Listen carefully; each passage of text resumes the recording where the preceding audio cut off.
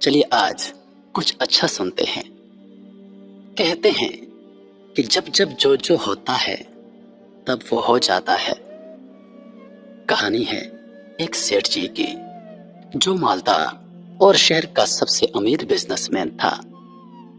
سیٹھ جی کی صرف ایک اولاد تھی جو اس کی بیٹی تھی۔ سیٹھ جی اپنی بیٹی سے بہت محبت کرتا تھا کیونکہ اس کی ایک لوتی اولاد تھی۔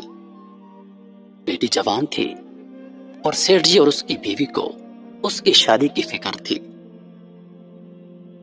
سیٹھ جی اپنی بیٹی کی شادی بھی اپنی طرح کسی بزنس فیملی میں کرنا چاہتے تھے۔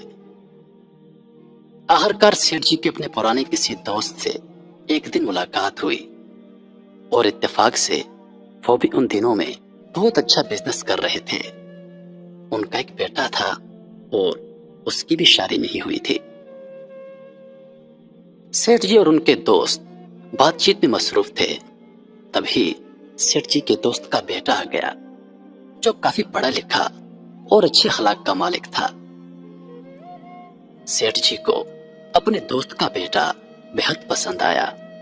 یہیں سے ان دونوں کی شادی کی بات چل نکلی اور کچھ ہی ماہ کے اندر ان دونوں کا نکاح ہو گیا۔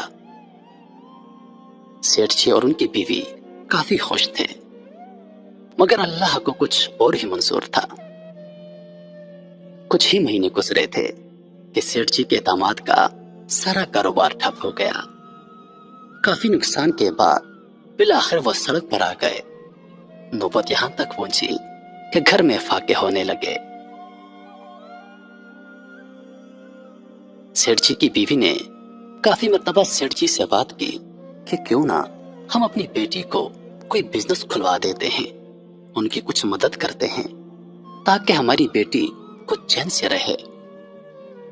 مگر سیٹھ اپنے اصولوں کا بڑا پابند تھا۔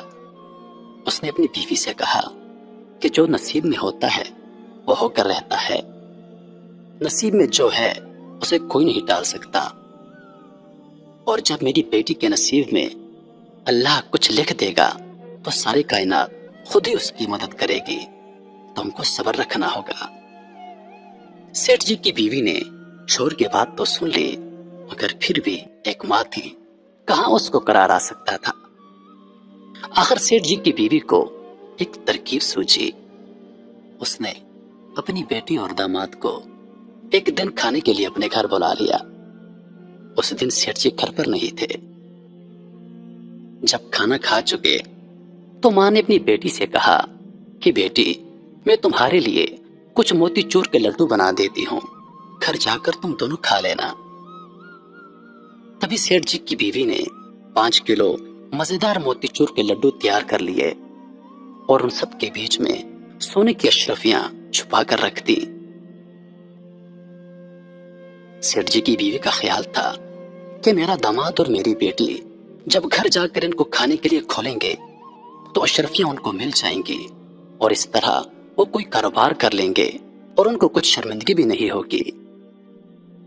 یہاں بھی اللہ کو کچھ اور ہی منظور تھا۔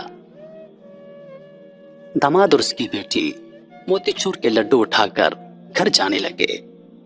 راستے میں شوہر نے بیوی سے کہا کہ 5 کلو کا وزن ہے، اتنا وزن کون اٹھائے گا، اور لڈو کی تو ہم کو ضرورت بھی نہیں ہے۔ ایسا کرتا ہوں کہ لڈو کو حلوائی کے ہاتھ فروخت کر دیتا ہوں، کچھ پیسے مل جائیں گے تو ان سے گھر کے لیے کچھ خرید لیں گے۔ بیوی نے بھی شوہر کی بات سے اتفاق کیا۔ اس طرح سیٹھ جی کے داماد نے وہ لڈو حلوائی کے ہاتھوں فروخت کر دیے۔ کچھ ہی دیر کے بعد سیٹھ جی کا وہاں سے گزر ہوا۔ سوچا کہ گھر کے لیے کچھ مٹھائی خرید لی جائے۔ وہ اسی حلوائی کی دکان پر گئے اور مٹھائی خریدی۔ اتفاق سے حلوائی نے وہی لڈوؤں کا تھیلا سیٹھ جی کو دے دیا۔ سیٹھ جی نے حلوائی سے وہی لڈو خرید لیے، وہی لڈو گھر لے آئے۔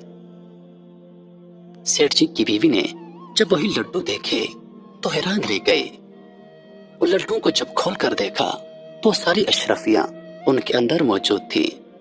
سیٹھنی اپنا سر پکڑ کر بیٹھ گئی۔ उसने सेठ जी को सारा माजरा सुना दिया। सेठ जी ने कहा कि मैंने कहा था ना कि जो नसीब में होता है वो मिलता है, और जो नसीब में नहीं होता चाहे लाख कोशिश कर लो वो नहीं मिल सकता। अब देखो, ये अशरफियां ना तो मेरी बेटी की किस्मत में थी और ना ही उस हलवाई की, इसलिए ये हमारे पास वापस चल कर आ गई।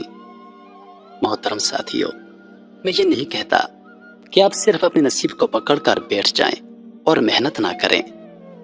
अगर इस वक्त आपको कोई चीज नहीं मिल रही तो परेशान मत होइए, मायूस मत होइए, क्योंकि वक्त से पहले नहीं और नसीब से ज्यादा नहीं मिलता।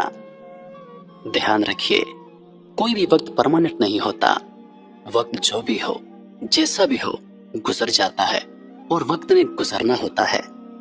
अगर आज अच्छा वक्त नहीं है तो कल अच्छा वक्त भी आएगा, और आज अगर अच्छा वक्त है तो कल बुरा वक्त भी आ सकता है, क्योंकि झूला जितना पीछे जाता है उतना ही आगे भी जाता है। अगर आज झूला पीछे है तो कल को आगे भी जाएगा और जरूर जाएगा।